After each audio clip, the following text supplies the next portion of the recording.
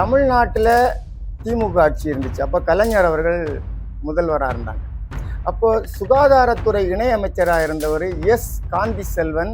அவர் நாமக்கல் மாவட்ட திமுக எம்பி. அவர் தான் இந்த கையெழுத்து போட்டு இந்த நீட்டுக்கு அப்ரூவல் பண்ணார். 2013 அதிமுக ஆட்சி காலத்தில் சுப்ரீம் கோர்ட்டில் நீட்டை 2013 ரத்து பண்ணுது. அதுக்கப்புறம் அதே சுப்ரீம் கோர்ட்டு அவங்க அந்த ஜட்ஜ்மெண்ட்டை ரிவ்யூ பண்ணி 2016 நீட்டு கட்டாயம்னு சொல்லிட்டு உத்தரவு பிறப்பிக்கிறாங்க. அதுக்கப்புறம் 2021 இவங்க ஆட்சியை பிடிச்சதே நாங்கள் வந்தால் உடனே நீட்டை ரத்து பண்ணிடுவோம், எங்களுக்கு தான் அதனுடைய ரகசியம் தெரியும். மு.க.ஸ்டாலின் அவருடைய மகன் உதயநிதி ஸ்டாலின் சொன்னார், எங்கள் அப்பாவுக்கு தான் எல்லாமே தெரியும் அதனுடைய ரகசியம் எல்லாம் அப்படின்னு சொன்னார். முழுமையான விளக்கத்தை மக்களுக்கு சொல்லாமல் அரசியல் கட்சிகள் ஆட்சியை பிடிக்கிறதுக்கு அந்த நீட்டை பிரயோஜனப்படுத்தி வேடிக்கை பார்த்துட்டு இருக்காங்க. ஸ்டூடியோ நியூஸ் நேயர்கள் அனைவருக்கும் வணக்கம். நான் உங்கள் ஆல்ஃப்ரட் வில்சன். இன்னைக்கு நான் எதை பற்றி பேச போகிறேன்னா, இந்தியா முழுவதும் இப்போது நம்ம எல்லாம் பார்த்துட்டு இருக்கிறோம். அதாவது நீட்டு எக்ஸாமுக்கு எதிராக போராட்டங்களும் கைதுகளும் லத்தி சார்ஜும் நடந்துக்கிட்டு இருக்கிறத நம்ம பார்த்துட்டு இருக்கிறோம்.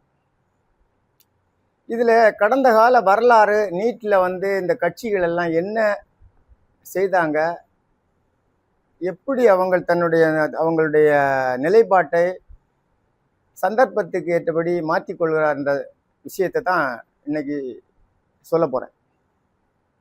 இது முழுமையாக பேசணுன்னா ஒரு நாள் பத்தாது, பழைய வரலாறெல்லாம் எடுத்து பேசினா. ஆனால் இருந்தாலும் ஒரு சில சம்பவங்களை மட்டும் நான் சொல்லி இந்த வீடியோ பிடிக்கலான்னு நினைக்கிறேன். அதாவது இந்த நீட்டு கொண்டு வரும்போது தமிழ்நாட்டில் திமுக ஆட்சி இருந்துச்சு. அப்போ கலைஞர் அவர்கள் முதல்வராக இருந்தாங்க 2010. அப்போது மத்தியில் காங்கிரஸோட திமுக கூட்டணி ஆட்சி இருந்துச்சு. அப்போ சுகாதாரத்துறை இணையமைச்சராக இருந்தவர் காந்தி செல்வன். அவர் நாமக்கல் மாவட்ட திமுக எம்பி. அவர் மத்திய சுகாதாரத்துறை இணையமைச்சர். அவர் தான் இந்த கையெழுத்து போட்டு இந்த நீட்டுக்கு அப்ரூவல் பண்ண நபர். இதில் என்ன வேடிக்கைன்னா, மத்தியில் கூட்டணி ஆட்சி நடக்குது காங்கிரஸோட, தமிழ்நாட்டில் டிஎம்கே ஆட்சி தான் நடக்குது. இவங்க நினச்சிருந்தா அதை ஏன்னா திமுக ஆதரவோடு தான் காங்கிரஸ் ஆட்சி நடக்குது, அந்த நீட்டை காங்கிரஸ் கொண்டு வர விடாமல் தடுத்திருக்கலாம். இப்போ திமுகவினுடைய அன்னைக்கு கலைஞருடைய இதில் எப்படின்னா செயல்பாடெல்லாம் எப்படின்னா, அவர்களுக்கு மத்தியில் என்னென்ன வளம் கொட்டுற அமைச்சர் பதவி வேணும்னா அவர் அங்கே நேரில் போவார். காங்கிரஸ் கட்சியில் இருக்கிறவங்களை மிரட்டி தங்களுக்கு வேண்டிய துறையை அமைச்சர் பதவி வாங்கிக்குவாங்க. இது மக்கள் சார்ந்த எந்த இதுக்குமே இவர்கள் அறிக்கை விடுறது, கோர்ட்டுக்கு போகிறது, இந்த மாதிரி வேலைகள் தான் பண்ணிட்டு மக்களை ஏமாற்ற தான் செய்தாங்க. அன்னைக்கு இவர் என்ன பண்ணுறாரு, அந்த கெசட்டில் 2010 அது டிசம்பர் 27 கெசட்டில் பப்ளிஷ் பண்ணுறாங்க ஃபஸ்ட்டு. அப்போவே அவங்க நினச்சிருந்தா இதை முதல்ல திமுகவுக்கு தெரியாமல் இது வராது. ஏன்னா அந்த துறையினுடைய அமைச்சரே நம்ம தமிழ்நாட்டை சேர்ந்த திமுக எம்பி திரு காந்தி செல்வன், நாமக்கல் எம்பி. அப்படி இருக்கும்போது அங்கே சட்டம் கொண்டு வந்ததுக்கு அப்புறம் இதை எதிர்த்து திமுக அறிக்கை விட்டுட்டு கோர்ட்டுக்கு போய் ஒரு ஸ்டே வாங்குறாங்க. இது எப்படி இருக்குன்னா, கொதிக்கிறத அமர்த்துறதுக்கு நெருப்பை இழுத்தா போதும்னு சொல்லுவாங்க. ஆனால் இவங்க அப்படி கிடையாது. அதை கொதிக்க விட்டுட்டு வேற வழியில் சுற்றி நின்று வேடிக்கை பார்க்குறவங்க. அவங்க கையில் எல்லா விதமான பவரும் இருந்துட்டும் அப்போ போயிட்டு ஹைகோர்ட்டில் போய் ஸ்டே வாங்குறாங்க. அதற்கப்புறம் என்ன நடக்குது, திரும்பவும் சுப்ரீம் கோர்ட்டுக்கு 2013 அதிமுக ஆட்சி காலத்தில் சுப்ரீம் கோர்ட்டுக்கு போகிறாங்க. சுப்ரீம் கோர்ட்டில் வந்து நீட்டை வந்து 2013 ரத்து பண்ணுது. அதுக்கப்புறம் அதே சுப்ரீம் கோர்ட்டு அவங்க அந்த ஜட்ஜ்மெண்ட்டை ரிவ்யூ பண்ணி 2016 நீட்டு கட்டாயம்னு சொல்லிட்டு உத்தரவு பிறப்பிக்கிறாங்க. இப்போ இந்த டிஎம்கே ஏடிஎம்கே 2 கட்சிகளுமே அந்த 2010 நீட்டு சென்ட்ரல் கவர்மெண்ட் கொண்டு வந்த காலத்தில் டிஎம்கே இருந்து அவங்க சட்டசபையில் எந்த விதமான தீர்மானமும் கொண்டு வரல அதற்கு எதிராக. ஏன்னா அன்னைக்கு சட்டசபையில் தீர்மானம் கொண்டு வந்து தமிழ்நாட்டுக்கு மட்டும் விலக்கு வேணும்னு நினச்சிருந்தா, ஏன்னா கவர்னரு அவங்களுக்கு வேண்டப்பட்டவங்க, மத்திய அமைச்சரவை அவங்களுக்கு வேண்டப்பட்டவங்க. அன்னைக்கே அவங்க அதுக்கான ஒரு தீர்மானத்தை கொண்டு வந்திருந்தா தமிழ்நாட்டுக்கு மட்டுமாவது விலக்கு வாங்கியிருக்கலாம். ஆனால் அதை செய்யாமல் கோர்ட்டுக்கு போனாங்க. கோர்ட்டுக்கு போயிட்டு கோர்ட்டில் ஸ்டே வாங்குறதும் ஸ்டே வெக்கேட் ஆகிறதும் திரும்ப சுப்ரீம் கோர்ட்டுக்கு போயிட்டு சுப்ரீம் கோர்ட்டில் போய் இந்த மாதிரி தீர்ப்புகளெல்லாம் வந்துச்சு. அதுக்கப்புறம் 2017 எடப்பாடி அவர்கள் ஆட்சி இருக்கும்போது அவங்க வந்து இத்தனை மத்தியில் இருக்கிற பிஜேபி ஆட்சியோட கூட்டணி. அவங்க மத்தியில் இருக்கிற பிஜேபி ஆட்சியோட எவ்வளோ தடவை அவங்க காரியங்களுக்காக போய் மத்தியில் பிரதமர் காலில் விழுந்துட்டு வராங்க. தமிழ்நாட்டு மக்களுக்காக ஒரு தடவை காலில் விழுந்து அவங்க இந்த நீட்டை எங்களுக்கு ரத்து பண்ணி கொடுங்கன்னு சொல்லிட்டு கேட்டிருக்கலாம். இப்போ என்ன சொல்லுவாங்க, உடனே வந்து எல்லாம் சுப்ரீம் கோர்ட்டு உத்தரவு போட்டுச்சு, அதனால வந்து மத்திய அரசு நினச்சா ஒன்றும் செய்ய முடியாதுன்னு சொல்லுவாங்க. அப்படி இல்லை, அப்படியும் ஒரு சிலர் சொல்லிக்கிட்டு இருக்காங்க. அதுக்கு ஒரு எக்ஸாம்பிள் சொல்கிறேன் உங்களுக்கு. தேர்தல் கமிஷனரை நியமிக்கிறதுக்கு சுப்ரீம் கோர்ட் ஒரு உத்தரவு போட்டாங்க. அது எப்படின்னா, தேர்தல் கமிஷனரை நியமிக்கிறதுல 3 பேர் ஒரு குழு, அந்த குழுவில் பிரதமர், சுப்ரீம் கோர்ட்டு தலைமை நீதிபதி, எதிர்கட்சி தலைவர், இந்த 3 பேர் கொண்ட குழு தான் தேர்தல் கமிஷனரை நியமிக்கணும் அப்படின்னு சொல்லிட்டு ஒரு சுப்ரீம் கோர்ட் ஒரு ஜட்ஜ்மெண்ட் கொடுத்தாங்க.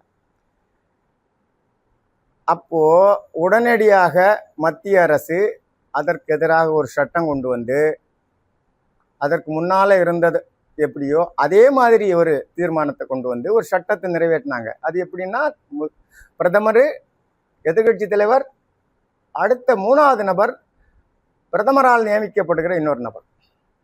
அப்படின்னா 3 பேரில் 2 பேர் அவங்களுடைய ஆளுங்கட்சியினுடைய ஆட்கள் இருப்பாங்க. இப்போ அதுக்கு சட்டம் கொண்டு வந்து சுப்ரீம் கோர்ட்டினுடைய ஜட்ஜ்மெண்ட்டை செல்லாதபடி ஆக்குறது மாதிரி நீட்டுக்கு ஏன் கொண்டு வர முடியாது? ஏன்னா நம்மளுடைய அரசியலமைப்பில் எது சுப்ரீம்னா பார்லிமெண்ட் இஸ் சுப்ரீம். இந்த அவங்க கொண்டு வரக்கூடிய சட்டங்கள் அரசியலமைப்புக்கு உட்பட்டு இருந்தால் சுப்ரீம் கோர்ட் பார்லிமெண்ட் தான் சுப்ரீம். அதற்காக இப்போ கொண்டு வரணும்னா அவங்க கொண்டு வந்து நிறைவேற்றலாம். இப்போ அவங்க காலத்து அப்போ நான் இதை எதுக்கு சொல்ல வரேன்னா, ஏடிஎம்கே ஆட்சி கூட்டணியாக இருந்தாங்க, மத்திய அரசோட இணக்கமாக இருந்தாங்க. அவங்க போய் ஒரு தமிழ்நாட்டுக்கு மட்டுமாவது ஒரு தீர்மானத்தை ஏற்றினாங்க. அது பிரசிடென்ட்டுக்கிட்ட இருந்து அப்ரூவல் கிடைக்கல. அப்போதாவது அவங்க நேரடியாக போய் பிரதமரை சந்தித்து அதுக்கு ஏதாவது ஒரு அப்ரூவல் வாங்குறதுக்கான முயற்சியில் ஈடுபட்டிருக்கலாம். அதெல்லாம் போகலை. அப்போ எல்லாம் டிஎம்கேக்காரங்க கிண்டலும் கேலியும் பண்ணாங்க. அதுதான் கிடைக்காதுன்னு தெரியுமே, சுப்ரீம் கோர்ட்டு தானே அதுக்கு முடிவு பண்ணணும், இது எப்படி நீ வந்து அதெல்லாம் அந்த அன்னைக்கு ராஜா எம்பி எல்லாம், அதாவது கீழ்த்தரமா ஒரு முதல்வரையும் ஒரு சட்டசபையும் வந்து அசிங்கமாக, இதனையும் அவங்க கட்சியும் சேர்ந்து தான் அதற்கு ஆதரவு கொடுத்தாங்க. நீ எப்படி நிறைவேற்றுவே அப்படின்னு சொல்லிட்டு ராஜா எம்பி வந்து தரக்குறைவாக பேசினார். அதுக்கப்புறம் 2021 இவங்க ஆட்சியை பிடிச்சதே, நாங்கள் வந்தால் உடனே நீட்டை ரத்து பண்ணிடுவோம், எங்களுக்கு தான் அதனுடைய ரகசியம் தெரியும். அவர் அந்த முக ஸ்டாலின் அவருடைய மகன் வந்து உதயநிதி ஸ்டாலின் என்ன சொன்னார், எங்கள் அப்பாவுக்கு தான் எல்லாமே தெரியும் அதனுடைய ரகசியம் எல்லாம் அப்படின்லாம் சொன்னார். அப்போ அந்த ரகசியம் என்னன்னு சொல்லுன்னு எதிர்கட்சி தலைவராக இருந்த எடப்பாடி சொன்னாருன்னா, இப்போ அவங்களுக்கெல்லாம் தெரியாத ரகசியத்தை எல்லாம் நாங்கள் வெளியே சொல்ல முடியாது அப்படின்னு சொல்லிட்டு கிண்டல் பண்ணிட்டு இருந்தாங்க. ஆட்சிக்கு வந்த பிறகு இவங்க உடனே என்ன பண்ணாங்க, மக்கள் முட்டாள்கள் நினச்சிட்டு இந்த செயலெல்லாம் பண்ணுறாங்க. திரும்பவும் வந்து அதே யார் அதிமுக அப்படி ஒரு தீர்மானம் கொண்டு வரும்போது கிண்டலும் கேலியும் செய்த அதே திமுக 2021 சட்டசபையில் ஒரு தீர்மானம் நீட்டுக்கு அகேன்ஸ்டாக கொண்டு வராங்க. அது கவர்னரையே தாண்டலை. இப்போ இது அப்போ மக்களை ஏமாத்துறதான் பண்ணுறாங்களே தவிர அதற்கான முழுமையான முடிவை கொண்டு வரணுன்றது அவங்களுடைய நோக்கம் இல்லை.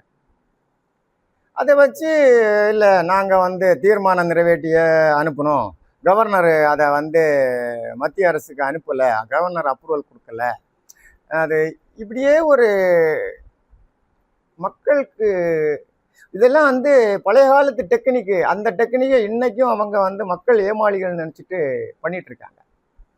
இப்போ அதுக்கப்புறமா இப்போ என்ன ஆச்சு, திரும்ப ஒரு பெரிய போராட்டம் நடந்துட்டு இருக்கு. மக்கள் இந்த நீட்டை ஒரு சிலர் நீட் வேணும்ன்ற நம்பிக்கையில் இருக்கிறாங்க. இன்னொரு சிலர் மக்களுக்குள்ளாலே ஒரு நம்ம தமிழ்நாட்டில் இருந்தாலும் சரி எல்லாருக்குமே ஒரே நோக்கம் இல்லை, நீட் வேண்டாம் என்ற நோக்கம் இல்லை. ஏன்னா அதுக்கு காரணம் இருக்கு. நீட்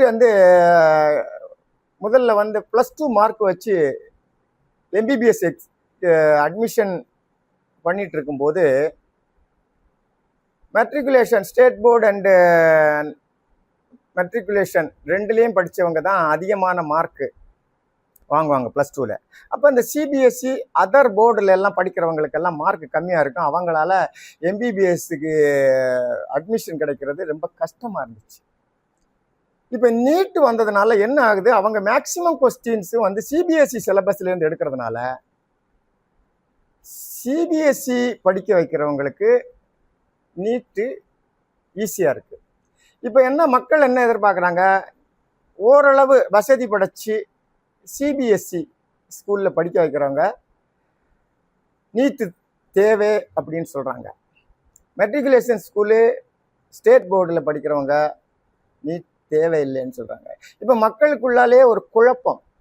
இதை முதல்ல மக்களுக்கு புரிய வைக்கணும். அது ஸ்டேட் போர்டும் சென்ட்ரல் போர்டாக இருந்தாலும் சரி, எது மெட்ரிகுலேஷன் இந்த +2 எக்ஸாம் மூலமாக வந்தால் தான்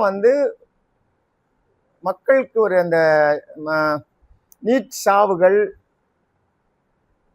அதெல்லாம் இல்லாமல் நல்ல முறையில் ஒரு அட்மிஷன் போட்டு எல்லாரும் கீழ்மட்டத்தில் இருக்கிறவங்க கூட எம்பிபிஎஸ் படிக்க முடியும்.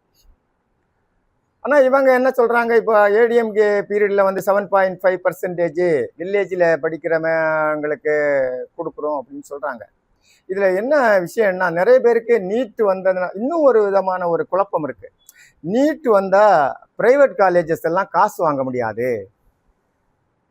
+2 மார்க் வச்சு வாங்கினா ப்ரைவேட் காலேஜஸுக்கு நிறைய காசு வாங்கலாம் அப்படின்னு தவறுதலான ஒரு புரிதல் இருக்குது. அப்படி இல்லை. ப்ரைவேட் காலேஜஸுக்கு ப்ரைவேட் யூனிவர்சிட்டிக்கு நம்ம நீட் வச்சாலும் சரிதான், அது அவங்க +2 மார்க் வச்சு ஃபில் பண்ணாலும் சரிதான். இன்னும் சொன்னால் நீட்டில் தான் அவங்களுக்கு ஈஸி. ஏன்னா ஒரு இது இருக்குது, மினிமம் மார்க்கு. அதாவது ஓசின்னா 60% +2 மார்க் இருக்கணும், பிசின்னா 55% இருக்கணும், எம்பிசின்னா 50% இருக்கணும். அதே மாதிரி எஸ்சி எஸ்டின்னா 40% இருக்கணும். இது +2 எக்ஸாம் படி எம்பிபிஎஸ் அட்மிஷன் போடுற நேரத்தில். இப்போ என்ன சிஸ்டம்னா, உங்களுக்கு எல்லாருமே நீட்டில் அதாவது 720 மார்க்குக்கு 105 105 மார்க் வாங்கினா கவுன்சிலிங்க்கு அப்ளை பண்ணலாம். இந்த கவுன்சிலிங்க்கு 105 மார்க், 720க்கு 105, அப்போ எத்தனை % வரும்னு பாருங்கள். 105 மார்க் வாங்கினா கவுன்சிலிங்க்கு அப்ளை பண்ணலாம். அந்த கவுன்சிலிங்க்கு அப்ளை பண்ணியிருந்தா அந்த நபர் இது அந்த 105ன்றது ஒரு சில வருஷம் அதிகமாகலாம், ஒரு சில வருஷம் இன்னும் கம்மியாகலாம். ஏன்னா நீட் எக்ஸாம் கொஸ்டின் பேப்பர் ஹார்டாக இருந்தால் இன்னும் கம்மியாக்குவாங்க இந்த மினிமம் மார்க்கை. நீட் எக்ஸாமில் கொஸ்டின் ஈஸியாக இருந்தால் அதை இன்னும் கொஞ்சம் கூட அதிகப்படுத்துவாங்க. இந்த மினிமம் மார்க்கை. இப்போ இவை 2 விதமான இதில் வந்து அந்த நீட் எக்ஸாமினுடைய ஹார்டாக இருந்தால் ஒரு சிஸ்டம், ஒரு இந்த ஈஸியாக இருந்தால் கொஞ்சம் கூட இன்னும் மார்க் அதிகப்படுத்துவாங்க, மினிமம் மார்க்கை. இப்போ இதில் என்ன, அவங்களுக்கு ப்ரைவேட் காலேஜுக்கும் ப்ரைவேட்டு யூனிவர்சிட்டிக்கும் வந்து டீம்டு யூனிவர்சிட்டிக்கெல்லாம் எந்த விதமான இடைஞ்சலும் கிடையாது. இதில் வந்து இப்போ 105 மார்க் வாங்கினவன் அப்ளை பண்ணிடுறான். அவங்க வந்து எவ்வளவு மினிமம் ஒரு பெர் இயர் ஒரு 25 லட்சம் ரூபா ஃபீஸ் வாங்கிட்டு தான் அட்மிஷன் கொடுக்குறாங்க. இதில் அதாவது கவர்மெண்ட் காலேஜஸில் படிக்கிறவங்களுக்கு நீட்டில் வந்து 720 கீழே வாங்கக்கூடிய அந்த ரேங்க் படி நம்ம ஸ்டேட்டில் எவ்வளவு சீட் இருக்குன்னு பார்த்து அதில் எத்தனை சீட்டு வந்து கவர்மெண்ட் அலாட்மெண்ட் இருக்கோ அந்த சீட்டை வந்து நம்மளுடைய அந்த ஓசி, பிசி, எம்பிசி இந்த சிஸ்டம் படி அந்த பிரித்து சீட் அலாட் பண்ணிடுவாங்க. இப்போது நீங்கள் நீட்டில் பாஸ் பண்ணால் போதும், அப்படி பாஸ் பண்ணுறது பெருமை அப்படின்னெல்லாம் கிடையாது. நீட்டில் மினிமம் ஆக்சுவலாக வந்து ஃப்ரீ சீட்டு கவர்மெண்ட் சீட்டில் கிடைக்கணும்னா நான் 580 மார்க்குக்கு மேலே வாங்கினா தான் வாய்ப்பு இருக்குது ஃப்ரீ சீட்டு கிடைக்கணும்னா. ஃப்ரீ சீட்டு கிடைச்சா தான் அவங்களுக்கு வந்து எக்ஸாம் அந்த ஃபீஸ் எல்லாம் கம்மியாக இருக்கும். இல்லை அதுக்கு கீழே இருக்கிற மார்க் வாங்கி, அதாவது ப்ரைவேட் காலேஜில் ப்ரைவேட் யூனிவர்சிட்டியில் அந்த சீட் அலாட் பண்ணுவாங்க கவர்மெண்ட் கவுன்சிலிங்கில். அங்கே போனாலும் அவங்க ஒரு மினிமம் ஃபீஸ் வாங்கிட்டு தான் படிக்க வைப்பாங்க. இதில் வந்து மக்களுக்கு ஒரு தவறுதலான புரிதல் என்னென்னா, நீட் வந்ததுனால ப்ரைவேட் காலேஜெல்லாம் வந்து எதுவுமே சம்பாதிக்க முடியாது, அரசாங்கம் வந்து ப்ரைவேட் காலேஜுக்கெல்லாம் வந்து சம்பாதிக்கிறதுக்கு முற்றுப்புள்ளி வச்சாங்க, அதனால் நீட் தேவை, நீட் நல்லது அப்படின்னு நினைக்கிறாங்க. நீட்டில் பாஸ் ஆகிறதுக்கு கவுன்சிலிங் அப்ளை பண்ணுறதுக்கு 105 மார்க்கிலேருந்தே எலிஜிபிள். இப்படி இருக்கும்போது ப்ளஸ் டூவில் வச்சு ப்ரொசீஜர் படி +2 மார்க் படி வச்சாலும் ப்ரைவேட் காலேஜ் சம்பாதிக்க தான் செய்வாங்க. அதே மாதிரி நீங்கள் நீட்டு படி வச்சாலும் ப்ரைவேட் காலேஜுக்கு எந்த விதமான இடைஞ்சலும் கிடையாது. ஆனால் இதில் பாதிக்கப்படுறது ஏழை மக்கள். ஏன்னா இது வந்து இப்போ நீட்டுக்கு போகணுன்னா மினிமம் வந்து 3 லட்சம், 4 லட்சம், 5 லட்சம் வரைக்கும் ஃபீஸ் வாங்கினாங்க ஒரு பர் இயர் ஒரு கோச்சிங் சென்டருக்கு.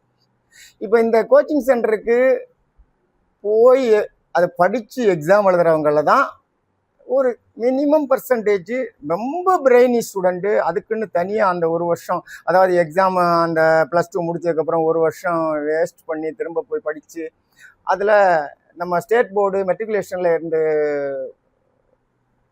வெற்றி பெறுறவங்கெல்லாம் மினிமம் பர்சன்டேஜ் தான். அதனால் என்ன ஆகுது, நம்மளுடைய ஏழை ஸ்டூடெண்ட்ஸ் எல்லாம் ரொம்ப பாதிக்கப்படுறாங்க. இப்போது இதில் பாதிப்பு வந்து ஏழை ஸ்டூடெண்ட்டுக்கு, ஏன்னா சிபிஎஸ்சி படிக்க வைக்கணுன்னாலும் ஃபீஸ் அதிகம். ஓரளவுக்கு மிடில் கிளாஸுக்கு மேலே இருக்கிறவங்க தான் அந்த சிபிஎஸ்சியில் அனுப்ப முடியும். இந்த ஏழை ஸ்டூடெண்ட்ஸை கிடைக்கணும்னா நீட்டு கேன்சல் ஆகணும். +2 மார்க் படி அவங்களுடைய இதுக்கு முன்னால் இருந்த டாக்டர்ஸு நம்ம நாட்டில் வந்து ஒன்றும் எவ்வளவு பெரிய ஆப்ரேஷன்ஸு, எவ்வளவு பெரிய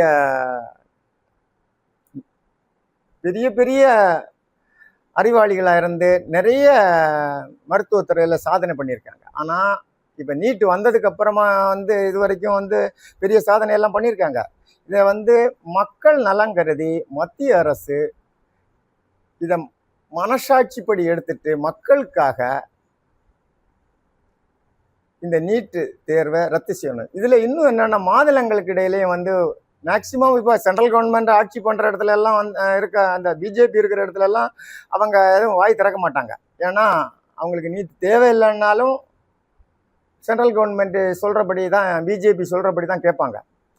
இன்னொரு விஷயம், அப்படியே வேற கட்சி ஆட்சியில் இருந்தால் கூட அவங்களும் நீட்டு எதிர்ப்பு தெரிவிக்க மாட்டாங்க. ஏன் காரணம் என்னன்னா, எந்த ஸ்டேட்டில் அதிகப்படியான காலேஜ் இருக்கோ அந்த காலேஜில் அவங்க ஸ்டேட்டில் உள்ள ஸ்டூடெண்ட்ஸுக்கு அட்மிஷன் கிடைக்கும்.